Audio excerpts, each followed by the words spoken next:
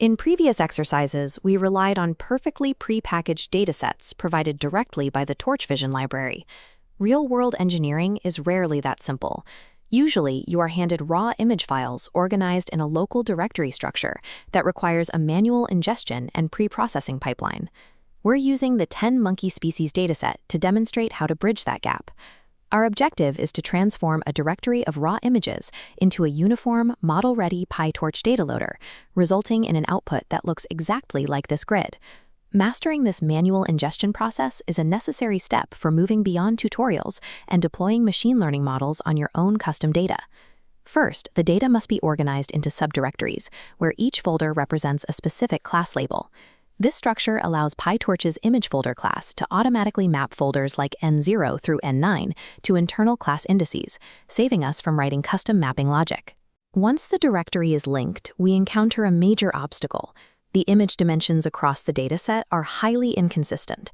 For instance, this raw image of a mantled howler monkey is 552 pixels wide and 377 pixels tall.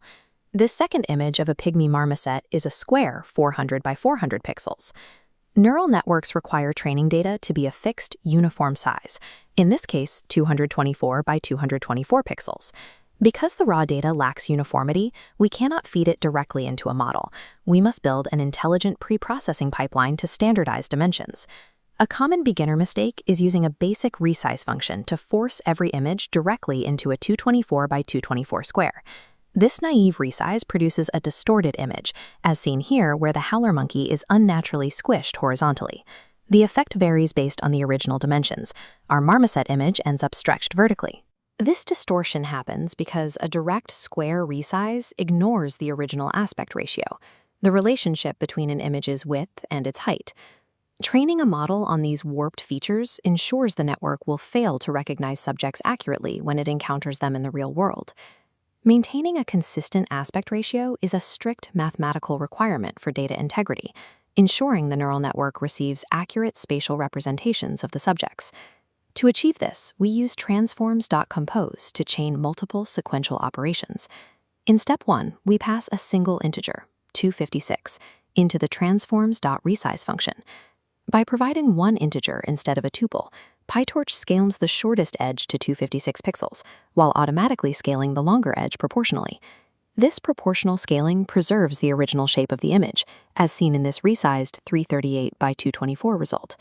While the image is now proportional, it is still not the 224 by 224 square needed for training.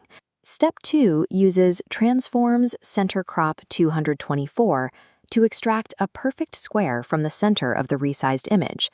We use a center crop because, in most photographic datasets, the subject of interest is positioned near the center of the frame. This finalized pipeline is then passed directly into the DataLoader initialization. This two-step process acts as a filter, achieving uniform sizing while protecting the spatial features of our subjects.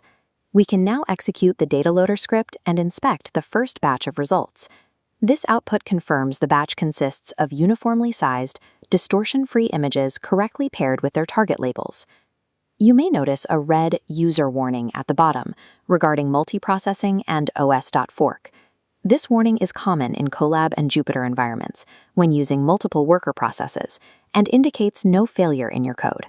You have engineered a clean, optimized data stream from a raw directory, leaving you ready to feed this data into a model in the next lesson.